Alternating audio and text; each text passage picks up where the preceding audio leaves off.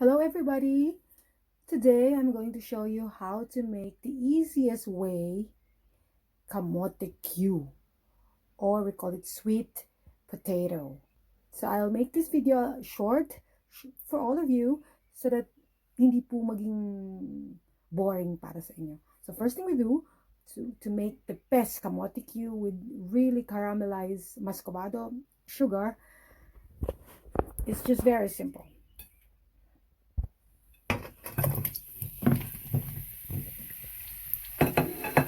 We place this here.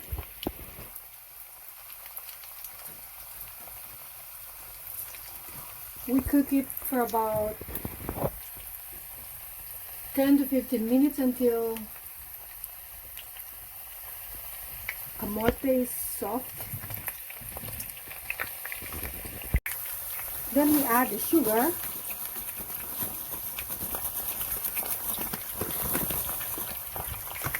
So we just need two ingredients, kamote and Mascovado sugar. That's it. So we're just going to wait until the sugar melts at mag-stick sa kamote, just like that. We're going to wait for a few more minutes until it's done.